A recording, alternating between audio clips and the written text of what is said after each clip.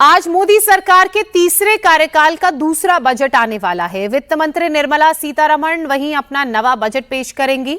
इस बजट पर पूरे देश की निगाहें टिकी हैं। लोकसभा में सुबह 11 बजे बजट भाषण की शुरुआत होगी, लेकिन आज सबसे पहले वित्त मंत्री निर्मला सीतारमण सुबह 8:30 बजे वित्त मंत्रालय पहुंचेंगी।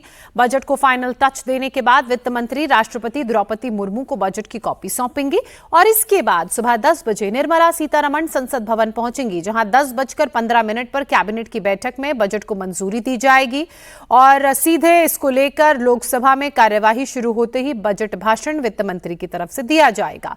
आज बजट पेश होने के साथ साथ एक रिकॉर्ड भी बन रहा है। यह पहला मौका होगा जब रविवार को बजट देश में पेश किया जाएगा। मोदी के बजट पर टिकी देश की निगाहें। निर्मला के बजट भाषण में क्या सौगात?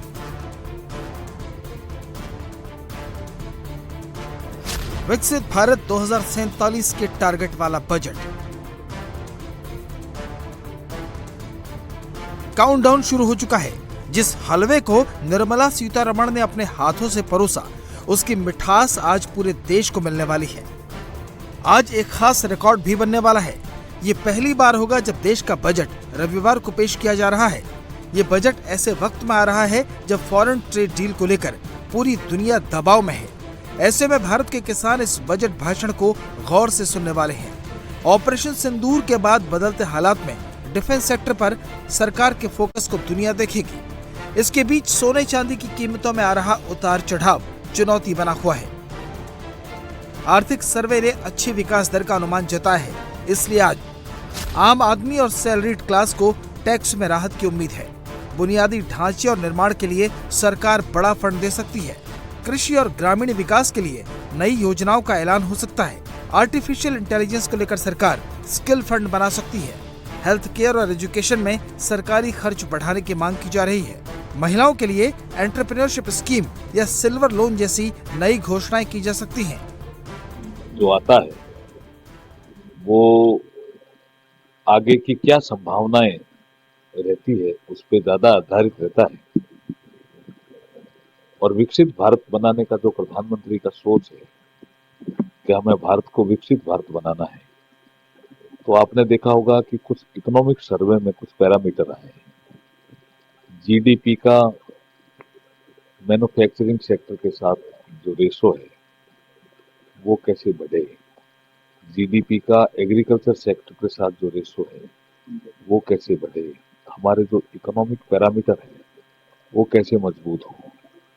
और जब हम सबसे बड़ी तीसरी अर्थव्यवस्था बनने जा रहे हैं तो हमारे इकोनॉमिक पैरामीटर मजबूत होने चाहिए।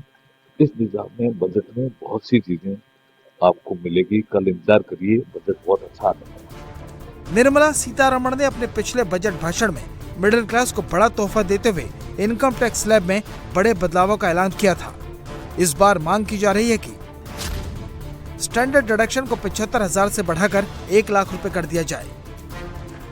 भारत ने पिछले दिनों यूरोपियन यूनियन के साथ सबसे बड़ी ट्रेड डील साइन की। उम्मीद है कि अमेरिका के साथ ट्रेड डील पर भी जल्द ही अच्छी खबर आ सकती है।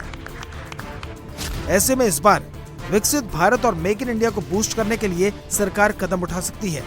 ट्रेड डील्स के साथ प्रतिस्पर्धा में रहने के लिए कुछ इंपोर्ट ड्यूटी कम करने या स्लैब्स घटाने का ऐलान किया जा सकता है।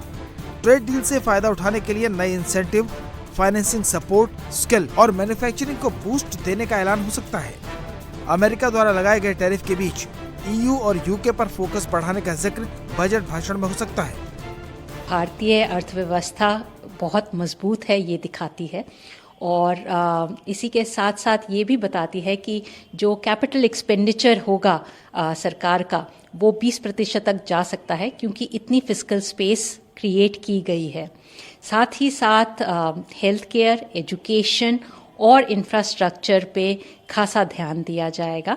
इसके साथ साथ ये भी देखा जाएगा कि जो सरकार अभी हाल ही में फ्री ट्रेड एग्रीमेंट्स में एंटर हुई है, चाहे वो यूरोपियन यूनियन के साथ हो या बाकी देशों के साथ है, वो उन सब के लिए प्रोविजन करेगी ताकि ग्रोथ हो सके और जो ग्रोथ की रिक्वायरमेंट है वो प्रोवाइड की जा सके।